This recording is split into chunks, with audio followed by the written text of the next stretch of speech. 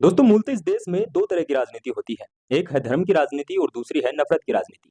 दरअसल धर्म की राजनीति करने वाले नफरत की राजनीति ही करते हैं, बस धर्म की राजनीति का चोला पहन लेते हैं। हिंदुओं की आस्था का प्रतिनिधित्व करने वाली पार्टी के रूप में उभर रही आरएसएस और बीजेपी दरअसल ऐसी ही पार्टी है। मुसलमानों में इस तरह के कई सारे जो पार्टी हैं और कई सारे काउंसिल हैं वो भी उभर रहे हैं। आज हम दोनों पर बात करेंगे। दरअसल हिंदुओं में और हिंदुओं का प्रतिनिधित्व करने वाली अगर हम इंडिया में मोस्टली फेवर्ड पार्टी देखें तो शिवसेना, बीजेपी जैसी कुछ पार्टियां हैं। लेकिन इनमें भी बीजेपी और आरएसएस ऐसे हैं जो कि धर्म की राजनीति का चोला पहनकर नफरत की राजनीति फैलाते हैं। ये हम इसलिए कह रहे हैं क्योंकि यही बीजेपी जो कि केंद्र में सत्ता हथियाए हुए है, केंद्र में सत्ता का प्रतिनिधित्व कर रही है, यही बीजेपी जिसे आप हिंदुओं की पार्टी कहने से कतराते नहीं हैं, यही बीजेपी जो कि गायों के लिए खड़ी नजर आती है, यही आरएसएस और बीजेपी जो कि गायों का या फिर यूं कहे कि गोरक्षक दल के रूप में सामने आते हैं। दरअसल यही बीजेपी चुनाव के टाइम पर गायों का मांस यानी बीफ एक्सपोर्ट करने वाली कंपनी से करोड़ों रुपए का चंदा लेते हैं, हजम भी कर जाते हैं और डकार भी नहीं मारते। हम सोचते हैं कि ये हिंदुओं की पार्टी है, हिंदुओं को लगता है कि यही अपना प्रतिनिधित्व कर सकती है, यही अपने सनातन धर्म को बचा सकती है, तो वोट इन्हीं को दिया जाए। दरअसल ये पार्टी सिर्फ और सिर्फ धर्म की राजनीति का चोला पहनती है और धर्म के नाम पर वोट लेना, लड़वाना लोगों को आसान रहता है। इसीलिए ये लोग धर्म की राजनीति का चोला पहनकर नफरत की राजनीति फैलाते हैं। मुसलमानों में भी ऐसे कुछ लोग हैं जो कि धर्म की राजनीति का चोला पहनकर नफरत की राजनीति फैलाते हैं। इनमें असदुद्दीन ओवैसी जो कि एआईएमआईएम पार्टी के अध्यक्ष हैं, उनका नाम सबसे पहले आता है। लेकिन एक और नाम है जो कि असदुद्दीन ओवैसी से बहुत पहले आता है और ये नाम है इत्तेहाद ए मिल्लत काउंसिल के अध्यक्ष तौफीक रजा खान का। तौफीक रजा खान के कई सारे स्टेटमेंट वायरल हैं जिनसे साफ तौर पर देखा जा सकता है कि वो धर्म की राजनीति नहीं करते बल्कि सिर्फ और सिर्फ नफरत की राजनीति करते हैं।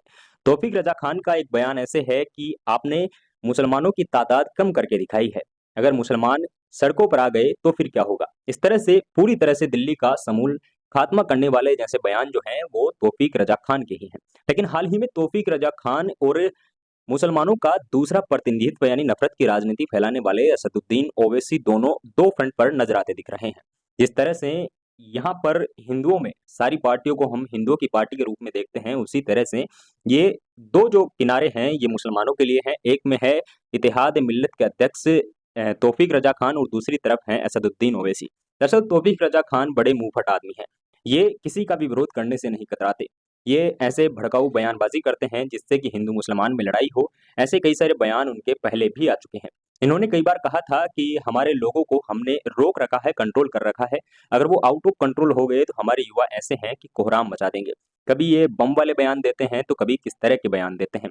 ऐसे बयान जो कि हिंदू मुसलमान के नाम पर भड़काऊ होते हैं, हिंदू और मुसलमानों में लड़ाई करने के लिए काफी होते हैं। लेकिन इस मौलाना की सबसे बड़ी बात तो ये है कि सरकार ने भी इनको संरक्षण दे रखा है। ना तो इनको जेल होती है, खुलेआम इस तरह के भड़काऊ बयान देने पर इन पर एफआईआर तक नहीं होती, जबकि देश का गोदी मीडिया इन लोगों को अपने शो में बुलाकर इनसे ऐसी बयानबाजी करवाता भी है। अगर देश का इंडिपेंडेंट मीडिया ऐसी बातें ना उठाए तो लोगों को पता ही ना चले कि ये धर्म की राजनीति है या फिर नफरत की राजनीति है। अब मौलाना तौफीक रजा खान ने असदुद्दीन ओवैसी को भी नहीं छोड़ा। उन्होंने कहा है कि असदुद्दीन ओवैसी सिर्फ और सिर्फ अपनी पार्टी को मजबूत करने पर लगे हुए हैं। मुसलमानों को साधते हुए असदुद्दीन ओवैसी सिर्फ और सिर्फ अपनी पार्टी को मजबूत करते हैं। मुसलमान धर्म के नाम पर सिर्फ और सिर्फ वोट लेते हैं, वोट बैंक तैयार करते हैं। कई बार तौफीक रजा खान ने यह भी कहा है कि बीजेपी के फ्रंट पर दिखने वाले असदुद्दीन ओवैसी दरअसल बीजेपी के द्वारा ही खड़े किए हुए आदमी हैं। ये जो आरोप है ये कांग्रेस भी लगातार इन पर लगाती आ रही है कि असदुद्दीन ओवैसी कोई और नहीं बल्कि बीजेपी के ही आदमी हैं। हिंदू मुसलमान एक दूसरे से करो लड़ाओ, अपने वोट ये ले जाए, अपने वोट ये ले जाए, इस तरह की राजनीति यहाँ पर चल रही है। अब आपको देखना होगा कि देश में आप धर्म के नाम पर वोट देते हैं या फिर विकास पर, तार्किक समताओं पर वोट देते हैं। दरअसल इस देश में धर्म के नाम पर वोट लेना आसान है। मैंने पहले भी ये कहा था कि आरएसएस और बीजेपी जिसे आप हिंदूवादी या फिर सनातनवादी पार्टी कहते हैं, दरअसल वही बीफ एक्सपोर्ट करने वाली या फिर गाय का मांस एक्सपोर्ट करने वाली कंपनी से करोड़ों रुपए का चंदा लेते हैं और हजम कर जाते हैं और यहाँ तक कि डकार भी नहीं मारते।